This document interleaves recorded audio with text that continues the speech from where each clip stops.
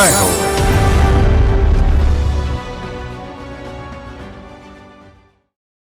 సాగు బాగుండాలి, సాగుదారులు బాగుండాలి. వారి వారసులుగా యువకులు వ్యవసాయ రంగంలోకి రావాలి. రైతే రాజు అనే నినాదం నిజం కావాలి అని సంగారెడ్డి జిల్లా తడ్కల్లో సంతోష్ కుమార్ అనే వ్యవసాయ విస్తరణాధికారి ఆకాంక్షిస్తున్నారు. పప్పు దినుసు పంటల నుంచి నూనె గింజల పంటల సాగు దాకా మెళకువలు నేర్పుతున్నారు.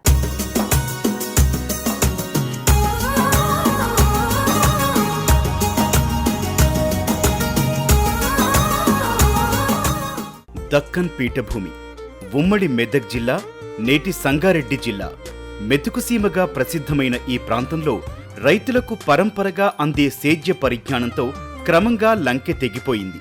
సాగు పెట్టుబడి వ్యయం పెరుగుతోంది, పంటల దిగుబడేమో తగ్గిపోతోంది. ఇలాంటి సంక్లిష్ట సమయంలో ఇదే జిల్లా కంక్టీ గ్రామవాసి సంతోష్ కుమార్ గాండ్ల తడ్కల్ క్లస్టర్లో సేద్య విస్తరణాధికారిగా బాధ్యతలు స్వీకరించారు. ఆయన తండ్రి హనుమాన్లు మధ్యతరగతి రైతు, తల్లి ప్రేమల గృహిణి. సంతోష్కు బాల్యం నుంచి సాగుపై ఆపేక్ష, అభిరుచి. చదువులో అన్నింటా ప్రథమ శ్రేణి. AGBSC పూర్తయ్యాక ఇక్కడ అధికారిగా నియామకం లభించింది. ఆయన సాగు వ్యయం తగ్గించటం, లాభసాటి సేద్యంగా తీర్చిదిద్దటం ధ్యేయంగా పనిచేస్తున్నారు. దుక్కి దున్నే పనిలేని జీరో టిల్లేజ్ పద్ధతులను తెచ్చారు. ఈ ప్రాంతానికి పరిచయం లేని పంటలను పరిచయం చేశారు. జిప్సం వాడకంతో దిగుబడులు సాధించేలా రైతులలో అవగాహన పెంచారు.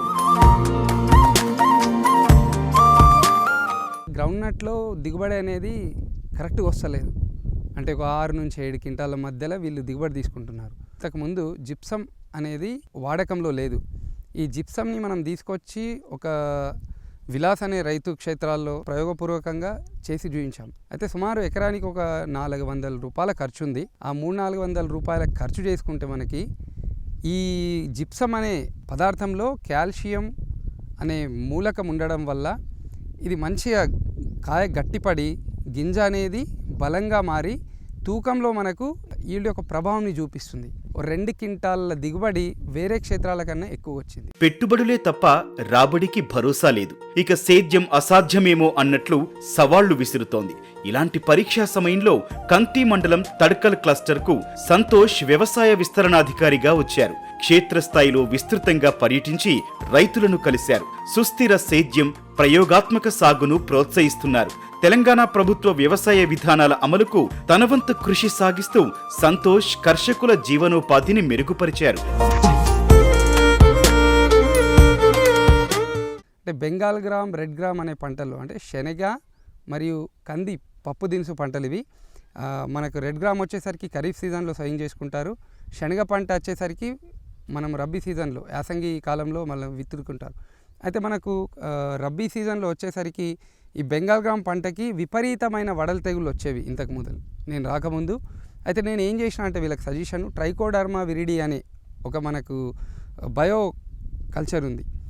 ఆ పౌడర్ని తీసుకొచ్చి ఆ విత్తనాలకి మనం ట్రైకోడర్మా సీడ్ ట్రీట్మెంట్ చేయడం వల్ల శనగ విత్తనాలకు వడల తెగుళ్లను సమర్థవంతంగా మనం నివారించవచ్చు. తెలంగాణలో ఓ మధ్యతరగతి రైతు కుటుంబంలో పెరిగిన సంతోష్కి రైతాంగ సమస్యలపై సానుభూతిని పెంచింది. పొరుగు రైతు కుటుంబాల పరిస్థితి, ఉనికి కోసం వారు పోరాడుతోన్న తీరు తన కార్యాచరణకు ప్రేరణనిచ్చాయి. ఎన్ని సవాళ్లు శివాలు వేసినా రైతులు నమ్మిన పొలాల్ని వదులుకోరాదని, సేద్యానికి దూరం కారాదని సంతోష్ దృఢంగా భావిస్తున్నారు. స్వీయ ఆవిష్కరణలు, వినూత్న విధానాలతో వారి శ్రేయస్సుకు పనిచేస్తున్నారు. వడల తెగుల యొక్క ప్రభావం ఏ విధంగా ఉంటుందంటే శనగ పంటలో ఒక 2 నుంచి 3 క్వింటాల వరకు దాని దిగుబడి అనేది తక్కువ చేస్తుంది.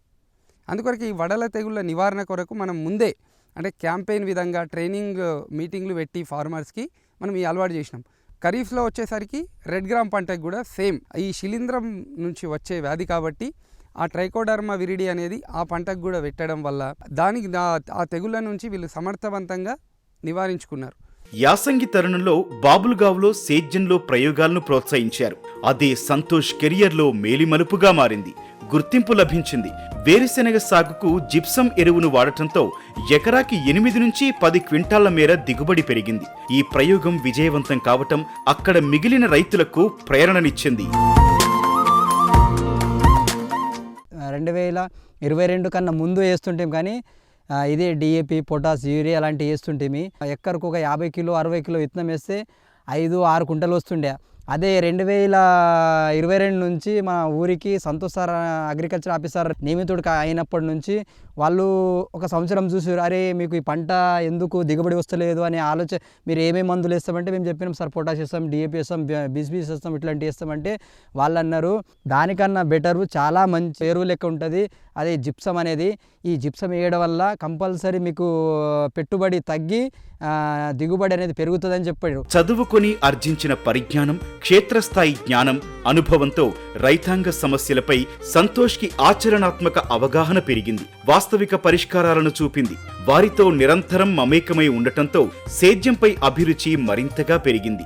ఎన్ని ఆటంకాలు, ప్రతికూలతలు ఎదురైనా ఆధునిక సాంకేతికతతో స్వయంగా సాయం చేస్తూ కర్షకులను మరింత శక్తివంతంగా తీర్చేందుకు యత్నిస్తున్నారు.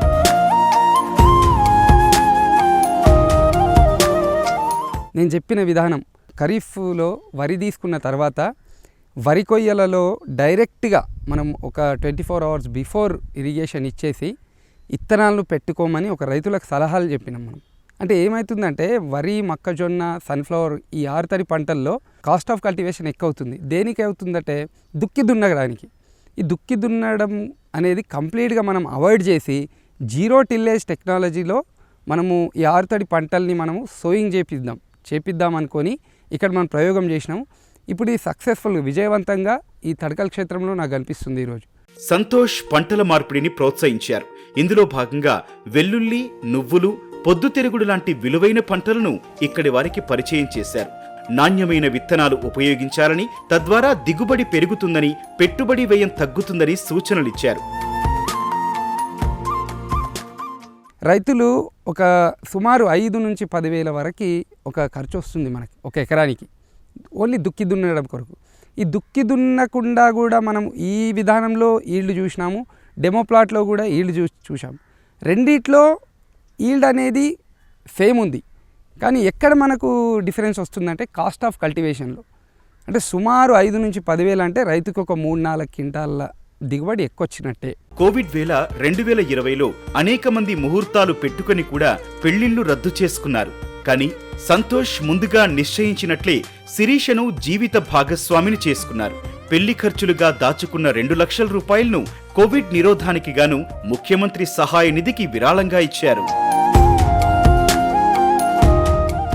2020 సంవత్సరంలో కోవిడ్ పాండమిక్ వల్ల అందరూ వివాహాలను నిశ్చయించుకొని రద్దు చేసుకున్నారు.